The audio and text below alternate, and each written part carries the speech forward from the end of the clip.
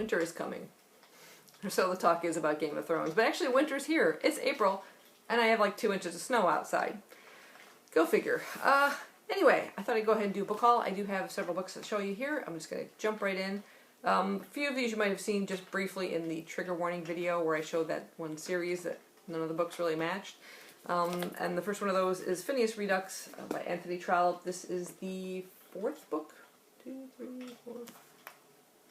Yeah, 4th book. Yeah. In the Palliser series. And this is what I'm currently reading. I'm just about halfway through. I'm doing a read-along over on Steve Donahue's channel. This is the Penguin Classic Black Spine edition. Then I have the next book, The Prime Minister, in this Oxford paperback edition.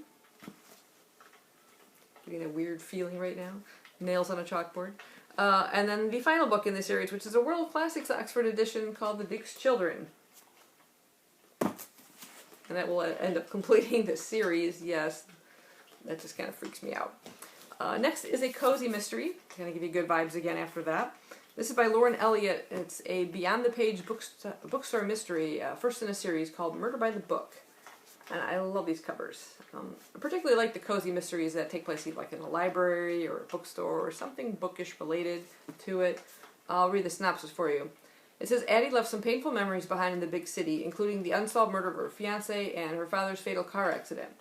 After an unexpected inheritance from a great aunt, she's moved to a small England town founded by her ancestors back in colonial times, and living in a spacious Greybourne manor on a hilltop overlooking the harbor.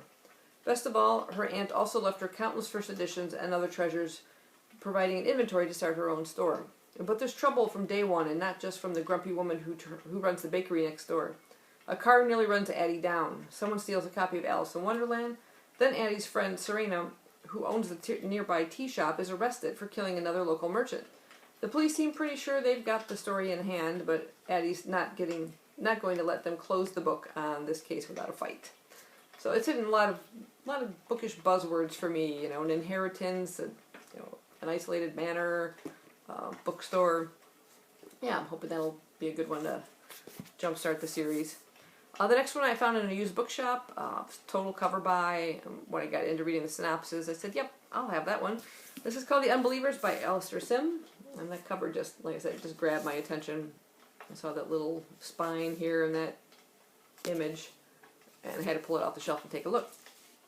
And it's an atmospheric Victorian murder mystery set in the Scottish Highlands. Right there, I was hooked. Edinburgh, 1865. Inspector Allardyce is dragged away from his young family in the middle of a bitter winter night with an urgent orders investigate the disappearance of a fabulously wealthy mine owner and landowner, the Duke of Dornoch. Matched up with a new sergeant, Crimean War and Indian Mutiny veteran Hector McIlvray, he initiates a search of the taverns, bawdy houses, and dogfighting rings that the Duke frequented for nights of debauchery. But his hunt uncovers something far more sinister. Was the Duke murdered by one of the miners whose wages he cut because of market forces? Was he killed in return for his part in clearing the highlands of their people? Did a discarded lover take their final revenge? Inspector Allardyce and Sergeant McIlvray must find out before the killer strikes again. Determined to get to the truth, their search takes them deep into the depopulated wilderness of Sutherland, and from the material heights of Victorian society to its moral dregs.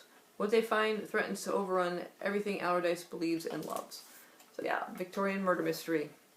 That cover, like I said, sold me right there. The next one I found for $2 in a clearance sale. This is by Edward B. Hanna. It's the Whitechapel Horrors, a Sherlock Holmes novel. Quite a big paperback. Anything combining like Jack the Ripper and Sherlock Holmes, I'm curious. I'll just go ahead and read the back for you. It says, grotesque murders are being committed on the streets of Whitechapel. Sherlock Holmes comes to believe the murders are the skillful work of one man, a man who earns the gruesome epithet of Jack the Ripper. As the investigation proceeds, Holmes realizes that the true identity of the Ripper puts much more at stake than merely catching a killer. The most fundamental British institutions may very well be threatened. He is faced with the most difficult decision he has ever made, a crisis of conscience that shakes him to the very core.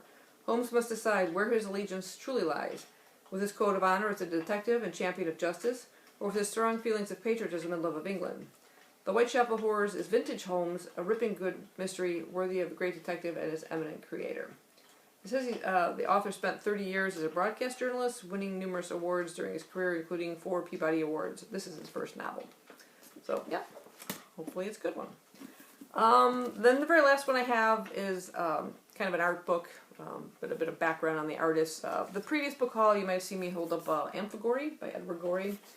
It's a collection of this particular artist's kind of Victorian, Edwardian type art. Really quirky, kind of creepy. And I found another one by him. This is The World of Edward Gorey by Clifford Ross and Karen Wilkin. And it's more of a horizontal format to it. A dust jacket there. And even on the inside, it's got some really nice inside flaps there. It's like the alphabet. Ah. And it's just chock full of again, his artwork, and there's text in there. Some of them are in color. He's done book jacket designs, and he does the intro to the Mystery PBS series. And I said there's some text and background from the artist, and a little bit of interviews and things too. Not a whole lot of text though. It is mostly just his artwork within there. So looking forward to checking that out because I am a huge Gorey fan. So yeah, that is my book haul. I'll have to turn that one that way. So, got the Edward Gorey book, the Sherlock Holmes and Meets Jack the Ripper, Victorian Scottish Gothic Mystery, a whole slew of Anthony Trollope from the Palliser series, all in mismatched editions, and finally a little cozy bookstore mystery. So that's my book haul. Hope you guys enjoyed it, and I'll see you next time.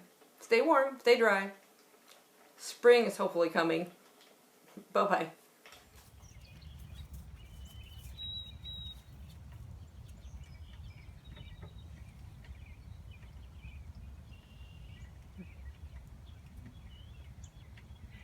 Poop near the snowman. There's a photographic moment.